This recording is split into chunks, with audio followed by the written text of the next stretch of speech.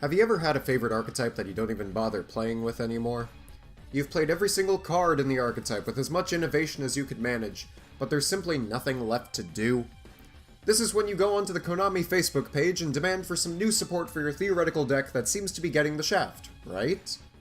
Well, today, we're going to be talking about the best pieces of archetypical support a deck could ask for. These are cards that would need nerfs upon hitting the game, at least probably, depending on the archetype getting support, and they all come from the anime or manga. You know, where we got... You know, that place for a bunch of wacky effects that are either incredible or god-awful.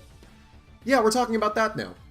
We'll be going under the idea of one placement per archetype, just so I don't have to spam the list with the same general idea on why a certain deck would be made better.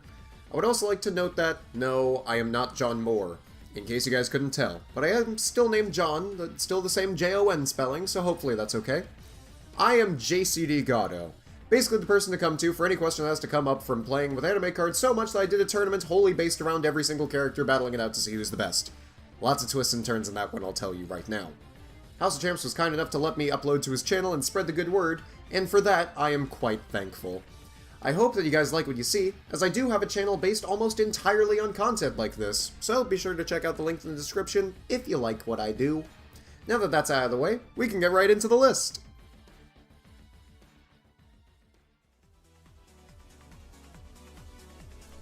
To kick things off, let's cover an old series from DM given life as an archetype in Arc 5. Battle Guards are... well, they're certainly Battle Guards. They were a symbol of Joey and Tristan's friendship like Time Wizard was for Joey and Yugi. Then Arc 5 comes in and brings two characters who used Battle Guards to face Yuya and Gong. While the first guy was a scrub for Yuya to invent pendulum summons against, really scummy move there, Yuya, you think any of us want to deal with Clyforts? Gong's opponent actually gave us something more powerful, something other than a bloated beatstick. Shaman Battle Guard is a level 10 Dark Warrior with 2000 attack and 3000 defense. You can special summon it from hand by tributing 3 monsters, including a Battle Guard, but it can also be normal summoned or set. Thanks to Feast of the Wild level 5, this is actually not hard to do given you can get the duo of Lava and Swamp on field and add 1 monster more to summon, making it good within the archetype already.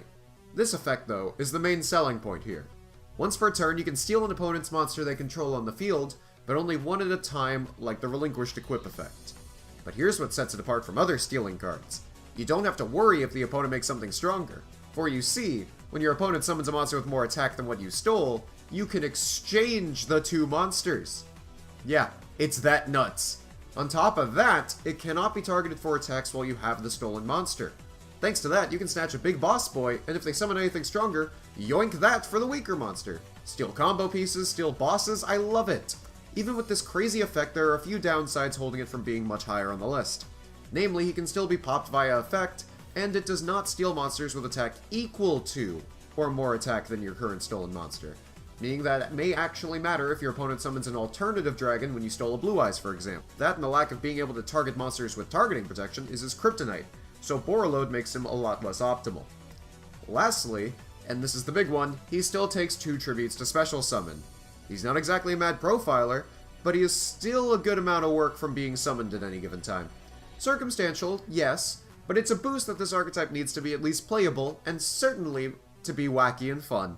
Thanks to digging through literal mountains of Blackwing support, we found an entry. You're welcome, and I expect my check for being the best human being to ever live to come in the mail by tomorrow. That entry is Black Feather Reversal. If a monster battles, during damage calc, or when you would take effect damage, you can make that damage 0 and then special summon a free Blackwing Synchro monster from your extra deck with attack equal to that damage. Yeah, so crash a 0 attack monster into Borreload Dragon. Thanks for the free full armor master. Given the wide range of Blackwing Synchros and fluctuating attack values, you can actually get a lot of bang for your buck. Lowest value this can be used for is 800 for Sayo the Rain Hider, or 3000 max for a full armor master or even Onimaru if you're trying to meme. This could even get out Silverwind the Ascendant for free if you have the right setup. If this sounds circumstantial, let me tell you the easiest way to do this. You attack directly with Raikiri, you flip this, you essentially negate the damage of Raikiri's attack to summon a second Raikiri from your extra deck. Raikiri is just a good synchro in general, but you can do this with literally any Blackwing synchro that you run multiples of, and this is not the hardest thing in the world to do. It's instant synchro and the monster lives, basically. The card is wonderful, but Blackwings have so much support already it's genuinely difficult to see what you could cut to play this.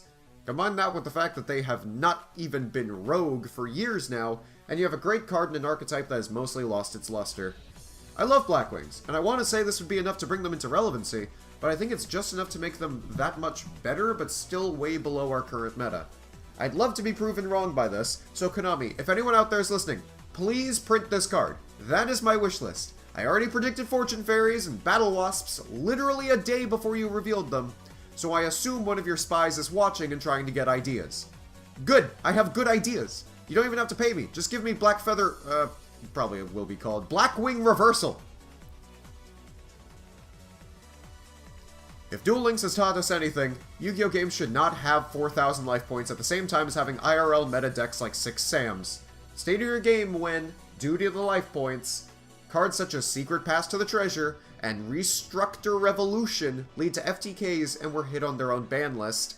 Ancient Gears were tier 0, and Mask Change Chaining is as much cancer as it is in real life. Thank you, Anki, because I mean, even if Dark Law was in Duel Links, it wouldn't do anything, and that's the crazy thing about Duel Links. What is happening? However, what if you wanted a Mass Change style quick play spell for E-Hero fusions, lets you bring out other fusions of the same levels, but with new names and effects? Construct Element is the spell for you. This spell, as stated before, lets you effectively tag out your E-Hero fusions for new ones of the same levels. Exchange any level 7 for a level 7, you're a legend. Any level 8 for a level 8, you are great. You know what this could go well with? Neos. Neos can tag out Neos fusions on a whim, like exchanging Brave Neos for itself and getting 2 searches, or if you're low on life points for the first attack, Air Neos exchange into Brave Neos for big damage and possibly a search and a death. Just in general, you have plenty of possibilities here, like Summon Great Tornado, construct into Nova Master. More damage, then you get a draw. Just so much to say in so little time. Sadly, it's restricted thanks to Master Rule 4, though that may be for the better, as a card like this in the Zexal era would probably have been struck down itself. You really think people would exchange a Dark Law for anything, let alone a Flame Wingman? Nah, man, this would just lead into a new build in and of itself, and that's why it's just so powerful. At the final major duel of Yuya vs. Reiji in Arc 5, Scarf Boy Reiji wasted no time in bringing out a similar turn to their first turn, with a fusion, synchro, and Xyz in a singular turn using his version of Blue Eyes, that being DDD Doom King Armageddon. You know, the one that has a simple design. However, this is no mere Genghis, Alexander, and Caesar combo, as Reiji summons the trio of Super Doom King DDDs, aka Armageddon in extra deck threads. The cards he used to make them are our number 7 entry, so give a rousing applause to the trio of DDD spells known as DDD Fusion, DDD Synchro, and DDD Xyz.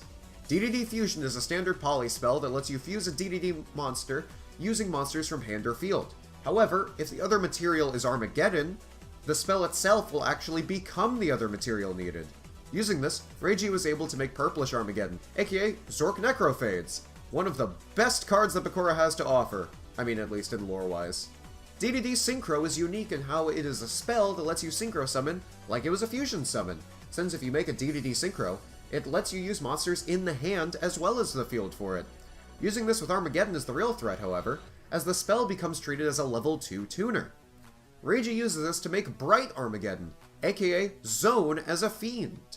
Finally, with DDD Xyz, you can revive DDD Pendulums from the graveyard or face up in the extra deck, and Xyz using them with Armageddon, making it take 1 less material, and making Dark Armageddon, the Living Barian emblem / OG form of Dawn 1000. Honestly, the trivia of where these monsters came from alone should be worth it for the cards, but when you got spells like that, maybe that can allow for a fun spin-off DDD builds focused on Armageddon. Too bad they never got a chance to mess around in Master Rule 4. They kinda need to have all 6 zones open at all times to be compared to what they were pre-Link.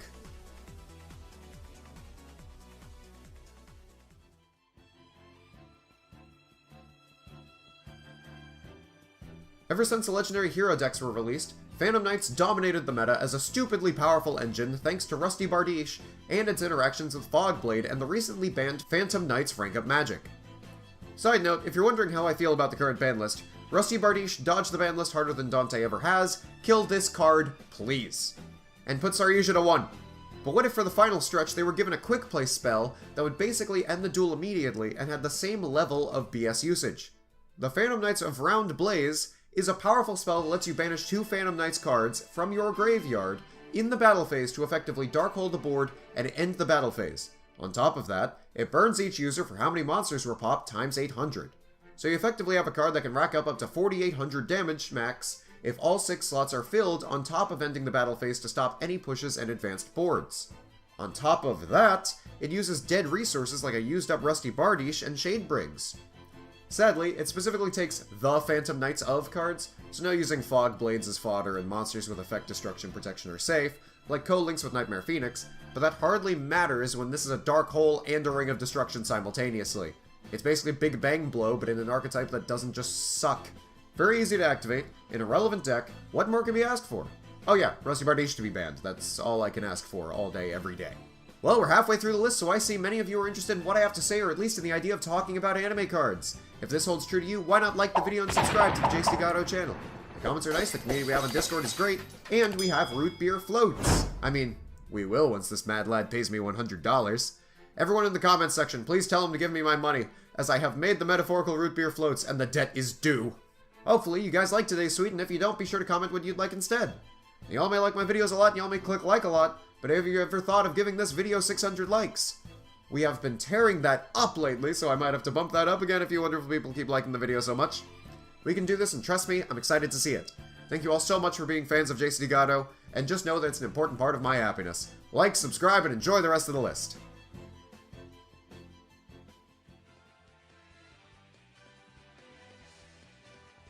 So how about those Vision Heroes that were revealed? Oh, come on, nobody? Okay, so hear me out here. Vision Heroes, by modern standards, are actually outdated by like 4 to 5 years in how the main ones retain the continuous trap gimmick, and the only use for cards like Vion and Ferris to a degree would be for tech engines by modern build standards. But the deck still has its own fresh flavor of fun if you ask me. Among these cards added was their Hero Signal style trap, Apparition, which was given an added effect compared to its original version. That added effect, though, came at the cost of a different continuous trap in the GX manga that was legit broken because of this will never see life IRL. Illusion is a continuous trap that lets you quick effect halve the attack of a monster while you control a Vision Hero. Note that you cannot target multiple monsters at the same time, however, so it is best to use Illusion within attack declaration or damage calc. Just being able to Gale the Whirlwind a monster as a quick effect is just epic. Too bad the effect of Illusion was tacked onto a Hero Signal trap. Shrink is not a card many people would play at a competitive level. What about Shrink every turn? Make most okay effects once per turn and you have a great card. From Solomon meh to Solomon average while also being Solomon meta, but still fundamentally boring and one note and samey, it's the deck that Konami gives everything to, and they made meta as a result. Soul Burners Salamangrates. I mean, how else would a deck that has immense revival, ash recycling, multiple kinds of search spells to use, a ritual beast steeds, and a counter trap on top of many other cards in infinite recycling? The deck is solitaire, but pretty amazing, so people play it. One downside though is the field spell, Salamangrate Sanctuary. It's generally useless aside from the reincarnation effect. What if you had Sanctuary to use for an actually busted effect? Salamangrate Shrine was Soul Burner's BS counter to the BS of Hydra Drives and their attribute Stunning. As such, Salamangrates get immunity to fire monster effects, which, let's be real, would only be useful against Infernoids or other Salamangrate players. However, the main selling point lies in its other effects. On top of the reincarnation effect, you get an amazing bonus in revealing Salamangrate Sanctuary in your hand to shuffle your entire hand and draw the same number of cards. You get a free reload on top of the powerful immunity it already boasts. The anime makes Sanctuary look like Konami had to think of a random field spell for the archetype like in the days of GX. But this is Vrains, and they had an already amazing field spell. Ever wanted a spell card that turned dead D-Hero cards into free revival for D-Hero monsters? Time to visit Dr. D. Dr. D is a spell card that lets you banish a D-Hero to revive a level 4 or lower D-Hero from graveyard. This is just inherently handy to have. Turn dead Mallies into Drill Darks, turn Draw Guys into Disc Commanders. Combine this with DDR and you have so much revival that the D-Hero monsters will probably all look like they were hit with DNA surgery to be turned into zombies.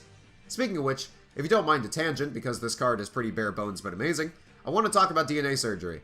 You remember how awesome it was to see Flame Wingman turn into a beast and still keep qualities that made him look not just like a generic beast, but like that specific monster as a beast? That was so sick! I really wish more people in the anime played this card, or we got an alt-art reprint of Clayman and Flame Wingman at the very least. Clayman is also the only vanilla E-hero to not get his alt-art reprint, so I really think it's overdue, and an anime reference would be amazing. Sure, this was used in 5Ds, but no monsters morphed like this and it was just sad. I want to see a Pyro Neos or a Reptile Utopia. That sounds fun as hell. Fan artists, get on that. It sounds incredible. The possibilities are almost infinite. But yeah, Dr. D is pretty good. Now for support from a bare bones deck in Arc 5. If you never watched the show, you would never know the Wind Witches and Lyrilusks actually had other support cards. And no, not a single one of them is Instant Fusion or Tyrant Neptune, the latter dying for the sins of the former, and you cannot tell me otherwise.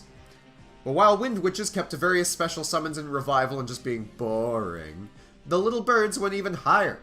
Lyrilusk Bird Strike is a normal spell that lets you permanently negate all effects from the opponent's field if you control a Lyrilusk monster. Wow! A free one-sided skill drain spell that allows for the ease of Nightingale OTKs while avoiding spells and traps that destroy through their effects? Just in general, a powerful spell card that's simple and clean, and actually plays to the playstyle. Though, I will be honest, I had to be reminded of this playstyle because I swear to God I have only seen Tyrant Neptune summoned if the Fusion is summoned.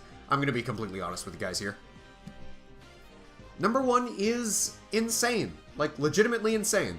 We all know the scope of the ninjutsu art cards. From draw power to full field Gale the Whirlwind, shearing of attack, and transformations.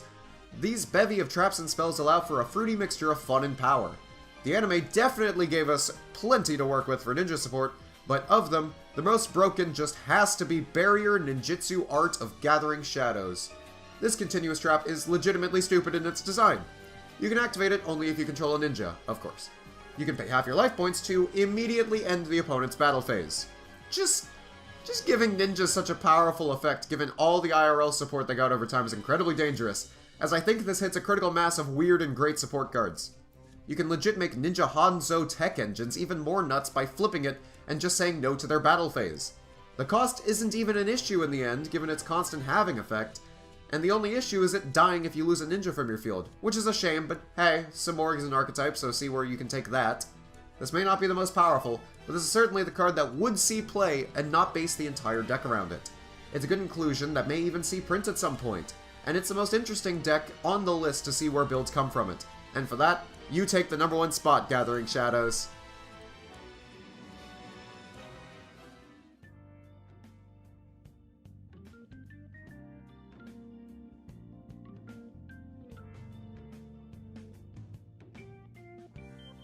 So that was the top 10 best Archetypes exclusive support cards in the Yu-Gi-Oh! Anime. Was it good or was it bad? Did you like the time you had? Be sure to let me know in the comments below, and while you're there, be sure to leave a like on the video and subscribe to the JC Gatto YouTube channel.